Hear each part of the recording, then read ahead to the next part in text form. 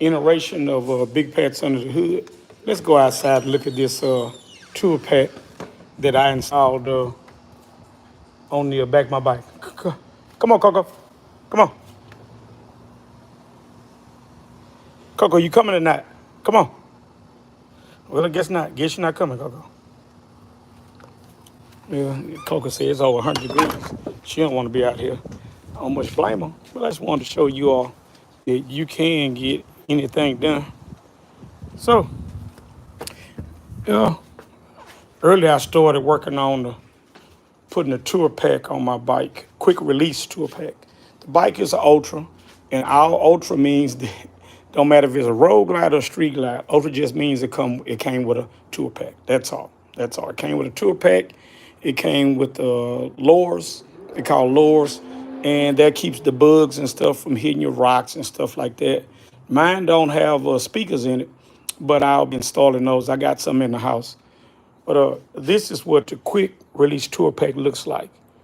You have two nice, and a lot of companies make them, but you have them. They either come chrome or they can come black. Now, the old thing that was on the bike from the factory, they don't install. When they put the tour pack on, this is what it looks like from the factory right here. It sits just like this here. It sits just like that. Got a little chrome on it. Got a place where you can bolt the bag on, the trunk, as we call it. Bolt the trunk on. That right there, those 4 points right there, are these same 4 points that you see right here. And what you'll have to do is you'll have to take the bags off because you have to be able to get to the bolts that are inside here. Now, all of the tour packs, quick release adapters. The good ones, they will give you all the hardware, and that's how this one here comes. This thing cost me about 45, 46 bucks. It came with everything. So you have to take the bags off. Taking the bags off are relatively simple because all you do is take and you have the little clips here, little speed clips here. Turn those off, take them off. Be real careful with your bags. You don't want to mess it up, and that comes like that. Okay. Now, the second part of this here, which is the second part of which makes it a quick release, is that what you will have. This is the trunk. By the way, let's move it out the way because we don't want to damage it. Okay, this is the trunk, by the way. Okay, so this thing weighs a good 40 to 50 pounds. Some people say they're 20, 25 plus, or whatever. But this one here has everything on it. And as you can see, it has a power supply. It has speakers.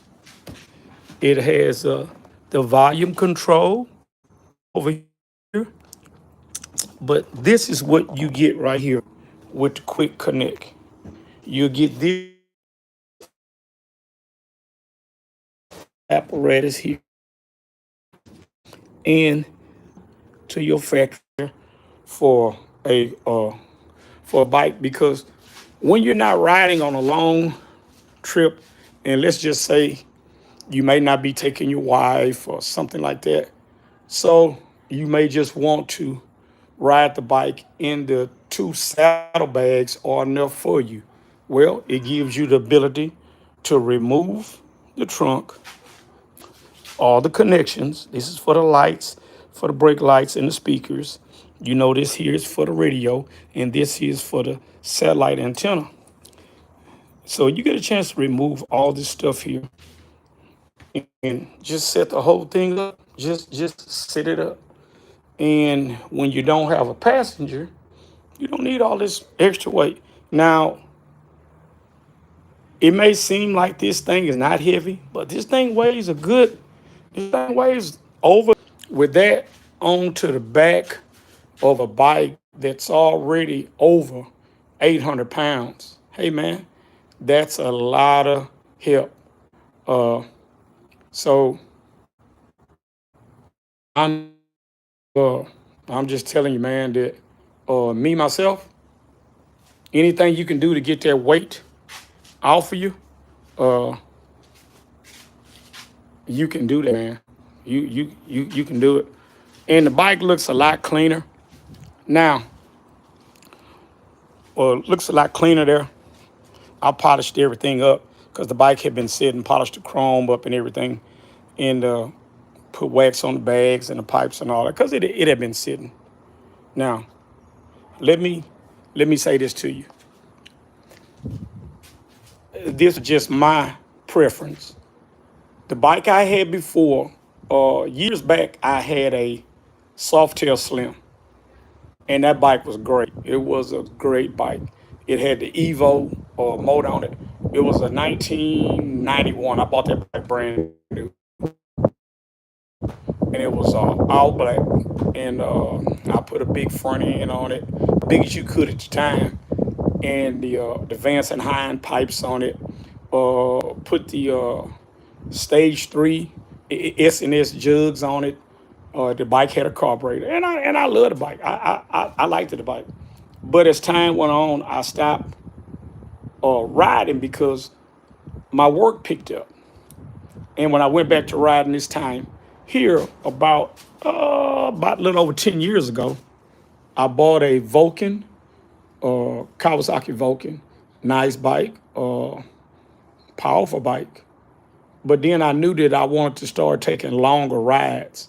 So I ended up buying that Yamaha Roadstar Silverado 1600. I bought that bike there.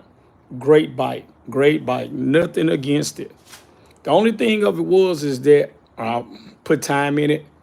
I put a Reckless motorcycles fairing on it, radio and everything like that. But I wanted to ride longer. And when you start looking at long rides and stuff like that, and then you start looking at the aftermarket for the things that you want on your car or your bike or your ATV or whatever like that, when you looking at all those kind of things, then you start looking at availability. You start looking at cost. I want to put some ape hangers on my Roadstar. And ironically, everybody told me they didn't have them, to go back to the dealer and see if the dealer had some. So I was at this point that I was like, hey man, I'm got some long rides planned, me and my wife, and I need to be comfortable. And I need to be able to get something that I can get parts for. It's got an aftermarket following. Well, it ain't but two bikes. Well, it's two bikes that you can get that from. If you're gonna ride a domestic bike, it's gonna be a Harley Davidson. I don't care which one you ride. I don't care if it's a police bike you building, if it's a Sportster. I don't care if it's a big bagger. I don't care what it is. You can find whatever you want. You can change it up to make it whatever you want. The other bike would be a Honda Goldwing. And I know a lot of people are going to give me a lot of flack in the comments about talking about the Goldwing. But what you have to understand in Goldwing is because I think in 1975 is when Honda released the Goldwing, and they have never stopped making that bike. And that bike, just like a Harley, has been around a long time. Now, Harley has been around since the 30s, but the Goldwing has been around since about the 70s. I know for sure it's 75, 76. And they've came a long way. Those bikes have real big engines on them. They got cruise control. They got all the creature comforts for you to ride anywhere you want to ride across America. So does the Harley. Now, I know that most clubs, they don't really do a Goldwing. You'll have to have a Harley or a Indian. Some of them will let the Victories in because Victories were the predecessor before Polaris bought Indian and brought the Indian brand back. But I'm not here to talk about which bike is better or nothing like that. What I'm talking about, simply talking about, is that the idea of the aftermarket support when it's something that you're building. I'm gonna show you case in point right here. This Monte Carlo I've had since 1982. I had this car since 82. I was a high school kid and I bought this car. I had a Mustang GT. They used to call him a boss in that point. They were 4-lug, 302 engine, 2-barrel carburetor, 4-speed. Anyway, I wrecked that car. When I wrecked that car, I took the insurance money and bought this car. About 6 months later, I got a hold of this truck. This truck's 82 as well.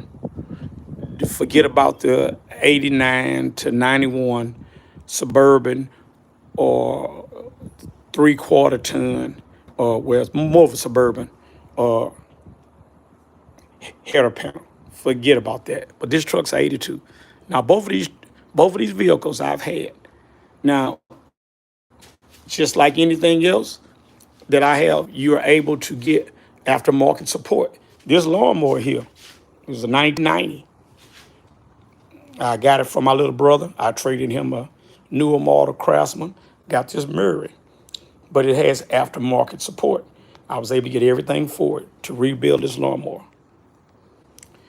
And what I'm saying to you is, it's nothing against no other brand of bike, car, nothing like that. Hey, I know some great people out there that are great retrofitters, are great fabricators and all that. But for me, I just knew that for the price of everything that I want to do to my Yamaha, love the bike, great running bike. For the price of everything I want to do for the Yamaha, I didn't have cruise, I didn't have 6-speed, and the bike wasn't gonna be real comfortable with going long distance. Now they have a bigger Yamaha that I probably could have took the tour pack off of for the trunk and all that and put on there. But it just, when you look at the cost of everything, paint and everything like that, and putting it on there, it just made sense to find another solution. And the solution was this the Harley Ultra Limited that I bought. That was the solution. The bike was at a great price. It checked all my boxes off. So of course, I sold a Yamaha and bought this bike here. I got a lot of things I'm gonna do to the bike, like taking the factory speakers out, taking these speakers out. I've already got some more speakers. I'm gonna be replacing that. This stuff right here, I'm gonna unbolt this off of here, and I'm gonna have somebody to reupholster it with more, with better material, more plush and lumbar support for my wife. The same with the seat. I'm gonna do the same thing with that, but that'll be upcoming down there. But what I'm saying is that when you're looking at when you're looking at buying something, always think about, is it for right now? Is it for later on? How much you willing to do, and how easy will it be to you to be able to change the vehicle or whatever it is, boat, whatever it is, to what you like and what you want. And do your research, do a parts cost, a labor cost, because even though you're doing the work yourself, it still costs you something. Just like I put this, I'll put that trunk quick release on there. Hey, it took me probably taking my time about a little over an hour because I looked at a bunch of videos prior, but it still cost me an hour at the time. And so depending on what an hour of my time is worth, and that still cost me something. It wasn't free, because if I would have took it to a shop or had friends over, it probably would have cost beer or some food or that, but it still was something. But the idea of what I'm trying to say is that it was an easy upgrade, because the bike has been around forever, and that part that I bought was relatively inexpensive. It was under $60. It allowed me to install it. Everything was already, I didn't have to do no fabricating, no nothing. Put it in, read the instructions, followed the instructions, got it done, out of there, through with that. So, not just, hey, I'm gonna cost me Can I do it in an hour or two? Can I do it in a day or two? And how pressed am I to do it?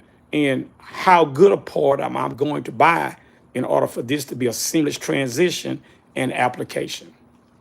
As always, get out there and do something. And if you don't do it, nobody else will. I can attest to that. I hope this video helps someone. I know they got 1,000 of them out there, but this is the first one that I've ever done. And I'm saying that it is an easy job. You take your time, set up and prepare yourself for it, and have all the hand tools that you need. You can get it done. As always, get out there and do something. Share it with your friends. If you haven't subscribed, subscribe, like, comment.